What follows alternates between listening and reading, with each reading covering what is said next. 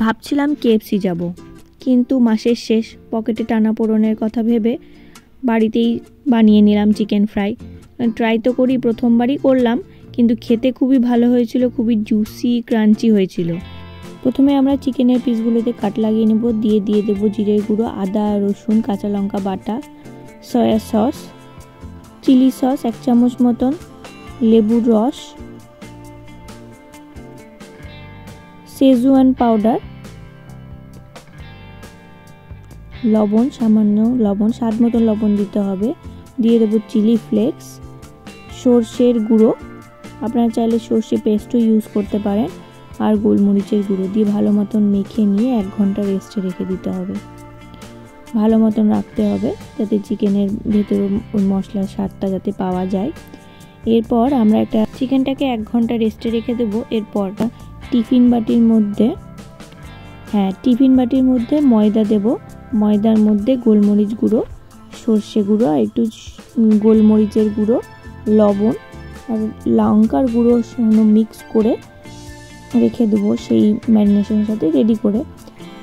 কেন টিফিন বাটি ইউজ করেছি সেটা আমি ভিডিও চলাকালীন যখনই ইউজ হবে এই জিনিসটা তখনই বলবো কেন ইউজ করছি। চলুন তাহলে রেডি করে রেখে নিই। এরপর আমরা যখন চিকেনটা ম্যারিনেট হয়ে যাবে 1 ঘন্টা পর, আমরা ফ্রাইং প্যানের মধ্যে চিকেনটা যেহেতু আমরা ডুবো তেলে ভাজবো, তাই জন্য অনেকখানি তেল প্রয়োজন। সেজন্য তেলটা গরম হতে দেব। তার মধ্যে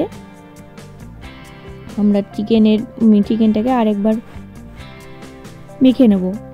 ভালো করে মেখে নিয়ে তারপরে আমরা যে ময়দার মিশ্রণটা তৈরি করেছিলাম সেই ময়দার মিশ্রণের মধ্যে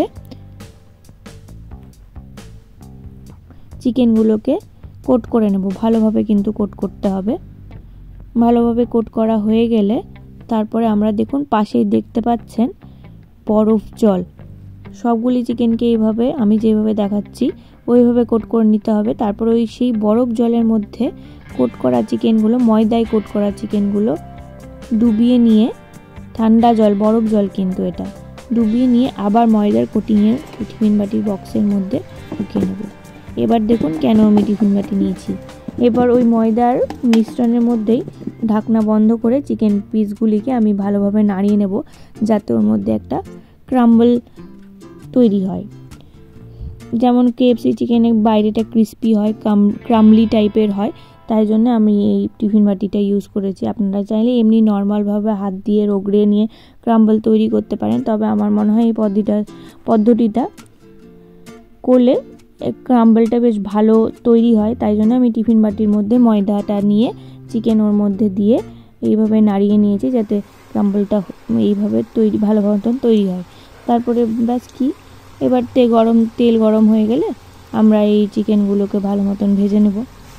2 পাশ ভালো মতন ভাজতে হবে। যেগুলো ব্রেস্ট পিস আছে ওগুলো কিন্তু ভাজতে সময় বেশি লাগবে না, কিন্তু যেগুলো হাড় পিস আছে বোন সহ, সেগুলো একটু সময় লাগে। সেটা তো জানেনই, আগের ভিডিওতেও আমি বলেছি যে ব্রেস্ট পিস বেশি ভাজলে কিন্তু চিমড়ে হয়ে যায়। এইভাবে এই পদ্ধতিতে বাদবাকি সব চিকেনগুলো আমরা কোট করে নিয়ে, ময়দার কোটিং করে নিয়ে সব তেলে ভেজে নিলেই তৈরি আমাদের ফ্রাইড চিকেন। খেতে খুবই জুসি, খুবই সুন্দর হয়। আপনারাও যদি ভাবছেন যে বাড়িতে ট্রাই করব, তাহলে কিন্তু এই পদ্ধতিতে একবার ট্রাই করে দেখতে পারেন। আপনাদের চিকেনও নিশ্চয়ই খুবই ভালো হবে খেতে। ট্রাই করে দেখুন আমার এই রেসিপিটি।